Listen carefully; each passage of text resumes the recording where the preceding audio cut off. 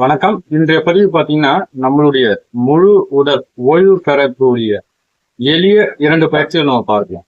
இந்த பயிற்சி செய்வதற்கு முன்பாக ஏற்படக்கூடிய நன்மைகள்னு பார்த்தீங்கன்னா, நம்மளுடைய தலைப்பகுதியிலிருந்து கால் பகுதி வரைக்கும் ஒரு முழுமையாக ஓய்வு பெறக்கூடிய ஒரு நிலையை நம்ம பார்க்கலாம்.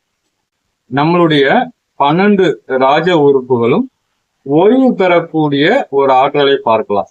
உடல் முழுவதும் ஒரு புத்துணர்ச்சி அளிக்கக்கூடிய ஒரு நிலையை நம்ம பார்க்கலாம். இதுல 2 பயிற்சி நம்ம பார்க்கலாம். உங்களுக்கு எந்த பயிற்சி செய்ய முடிகிறதோ அந்த பயிற்சி என்பது செய்யலாம்.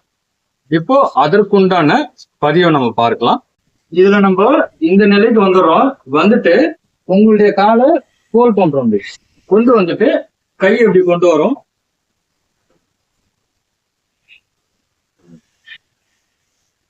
சாதாரண மூச்சு.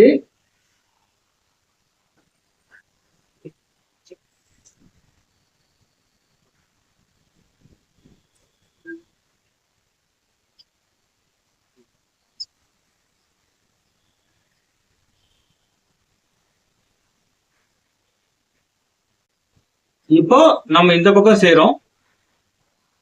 காலை இப்படி கொண்டு வரோம்.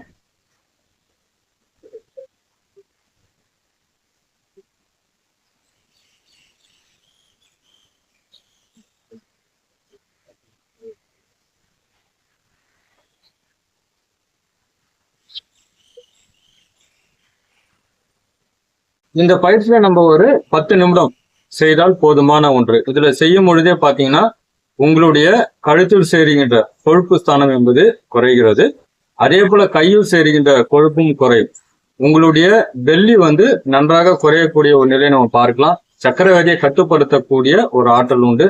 ஜீரண சக்தியை அதிகப்படுத்தக்கூடிய ஒரு நிலையை நம்ம பார்க்கலாம். கேஸ்ட்ரிக் டபுள் மோஷன் ப்ராப்ளத்துக்கும் ஒரு மிக சிறந்த ஒரு பதிவாக பார்க்கலாம். அதே போல தொடையில் சேருகின்ற கொழுப்பு ஸ்தானத்தையும் குறைக்கக்கூடிய ஒரு நிலையை நம்ம பார்க்கலாம். இது ஒரு ஓய்வு தரக்கூடிய ஒரு நிலை. அடுத்த போஸ்டர் 2வது பார்க்கலாம். இந்த நிலையில நம்ம இது போல இருக்கோம். இப்ப உதாரணத்துக்கு இந்த பயிற்சி செய்வதற்கு முன்பாக 3 முறை மூச்சு காத்து என்பது நன்றாக செயல்பட வேண்டும். இப்போ நம்ம மூச்சு காத்து எடுக்கிறோம். வயிறு மேல வரணும். இப்போ மூச்சு காத்து வெளியில செல்லும் பொழுது வயிறு பகுதி உள்ளே செல்கிறது. இது போல ஒரு 3 முறை நம்ம செய்யலாம். மூச்சு காத்த நிப்பாட்டக்கூடாது.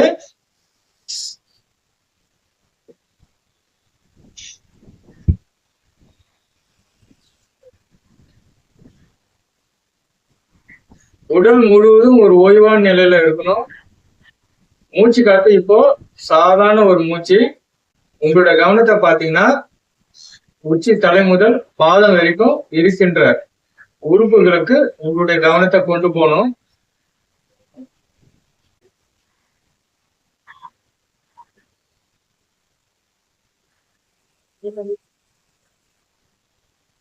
உடல் முழுவதும் ஒரு ஓய்வு தரக்கூடிய ஒரு நிலையை நம்ம பார்க்கலாம். சாதாரணமா இது போல ரைட் டவுன் பண்ணிட்டு உங்களுடைய மூச்சு காத்த மட்டும் கவனித்தாலே போதுமான ஒன்று. ஒரு 10ல இருந்து 15 நிமிடம் இந்த பயிற்சி தாராளமா செய்யும். சாதாரண மூச்சு. இந்த 2 பயிற்சிகள்ல உங்களுக்கு எது சுலபமாக இருக்கிறதோ அந்த பயிற்சி நம்ம ரெகுலரா செய்து கொண்டு வரும் பொழுது உடல் முழுவதும் ஒரு ஓய்வு தரக்கூடிய ஒரு நிலையை நம்ம பார்க்கலாம்.